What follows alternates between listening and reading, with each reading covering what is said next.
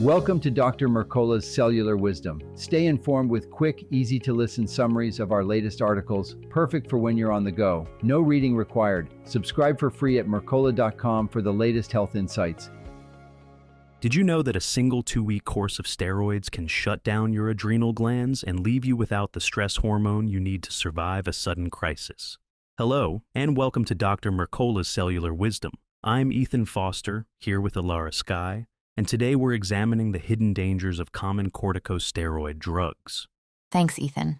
Whether you reach for steroids to ease asthma, calm eczema, or manage autoimmune pain, the mechanism is identical. Synthetic cortisol tells your brain to switch off its own supply. The longer that switch stays off, the harder it is to flip back on when stress or illness strikes. A European study followed more than 500,000 people who used steroids for 3 months to 5 years. Compared with those taking non-steroidal anti-inflammatory drugs, steroid users were over 6 times more likely to be diagnosed with adrenal insufficiency, and 3 times more likely to land in the hospital with a full adrenal crisis. Even inhaled steroids, often labeled safe by default, raised adrenal insufficiency risk by 55%. That surprised many clinicians, because inhalers were thought to stay mostly in your lungs. The new data show systemic hormone suppression even at low doses, especially when inhaled, oral, or topical forms are combined. Let's talk about short-term exposure. The research found that suppression begins after only 14 days of continuous steroid use. Why is that early cutoff so important for listeners who take occasional bursts during allergy season or arthritis flares? Because each burst adds up. Every time synthetic cortisol floods your system, ACTH, the signal that wakes your adrenals, drops. Repeated short courses gradually extend the suppression window, so by the 3rd or 4th prescription, you may already have blunted hormone spikes without feeling a thing. Doctors often reassure patients that low or bedtime doses are harmless, yet timing matters. What happens when you swallow a steroid tablet right before sleep? Your natural cortisol rhythm peaks shortly after dawn. A bedtime dose collides with that cycle, keeping levels artificially high when they should be falling. Over time, that mismatch magnifies suppression and disrupts sleep quality, insulin balance, and blood pressure regulation. Mechanistically, how do steroids keep the adrenal glands quiet?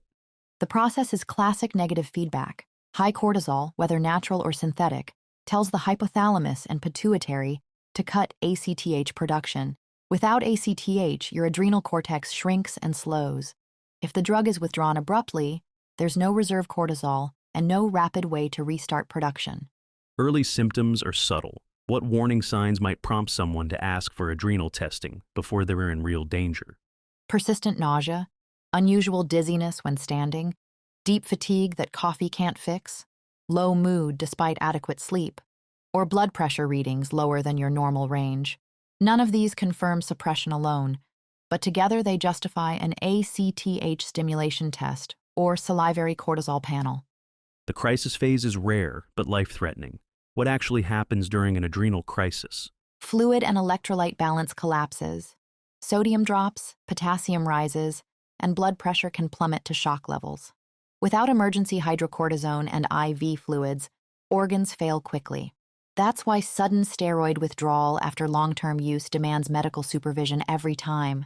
Screening remains uncommon. One literature review showed 48% of long-term oral steroid users had measurable adrenal suppression, yet most were never tested.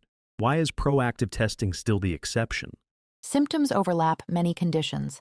Guidelines focus on disease control rather than hormone monitoring, and inhaled or topical prescriptions are viewed as benign. Until clinicians link vague fatigue to cortisol loss, suppression flies under the radar until surgery, infection, or abrupt taper triggers crisis. Speaking of tapers, the article emphasizes slow reduction. What practical taper principles can listeners discuss with their prescribers? Decrease the dose in small increments, often 10% at a time, then hold for a week or longer. Monitor morning blood pressure, energy, and weight.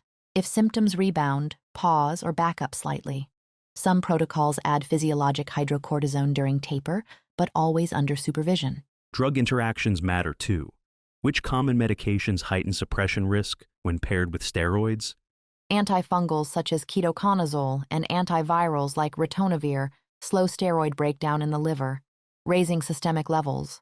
Combined with even low-dose prednisone or inhaled budesonide, they can tip you into suppression despite otherwise modest dosing. The article recommends metabolic repair rather than layering more drugs. What's the first step once someone is stable enough to focus on healing? Cut chronic inflammation. Replace seed oils high in linoleic acid, eliminate added sugars, and emphasize protein, potassium-rich vegetables, and slow carbohydrate sources. When insulin and leptin signaling improve, cortisol metabolism steadies and you regain normal daily hormone rhythms. Circadian rhythm, resets follow quickly. How can listeners reinforce those internal clocks? Step outside within an hour of sunrise, avoid bright screens after dusk, and go to bed at the same time every night. Consistent meal timing, especially protein at breakfast, tells your hypothalamus when to raise or lower cortisol, giving your adrenals clear daily instructions. Adaptogens come up often? When do herbs like ashwagandha or rhodiola make sense? Only after diet, light, and sleep are dialed in. Adaptogens modulate stress responses but can't override chaotic insulin or circadian signals. Once the basics are steady, these herbs fine-tune HPA communication and gradually rebuild stamina. Testing options extend beyond the standard ACTH challenge. How does a Dutch panel add value? It measures free cortisol, its inactive partner cortisone, and downstream metabolites. Seeing both production and clearance helps you and your clinician decide whether low free cortisol reflects poor output, rapid conversion, or excessive breakdown, all of which guide tailored recovery plans. Even listeners who haven't used steroids might discover low cortisol due to metabolic issues. How can they distinguish between true adrenal failure and poor cortisol utilization? If metabolites are normal, but free cortisol is low, your glands work, yet your body converts cortisol too quickly. In that case, focus on lowering chronic inflammation and stabilizing blood sugar rather than adding replacement hormones. For asthma patients specifically, repeated inhaler bursts pose unique risks. What monitoring steps should they request? Ask for periodic morning cortisol checks when you've used high-dose or frequent inhaled steroids. If planning to taper, coordinate a schedule that gradually reduces both inhaled and oral forms and allows 3 to 6 months for adrenal recovery. Let's bring this home.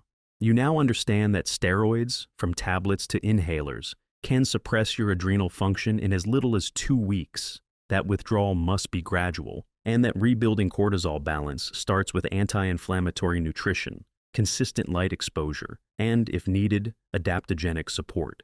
Your challenge is clear. Map your steroid history, note any fatigue, dizziness, or low blood pressure episodes, and share that record with your health professional within 7 days. Then set a consistent wake time. Spend 10 minutes in morning sunlight, and remove seed oils from your next grocery list. Thank you for watching Dr. Mercola's Cellular Wisdom. We'll see you on the next episode. Thanks for watching. Subscribe now and click the notification bell so you never miss an update. See you in the next video.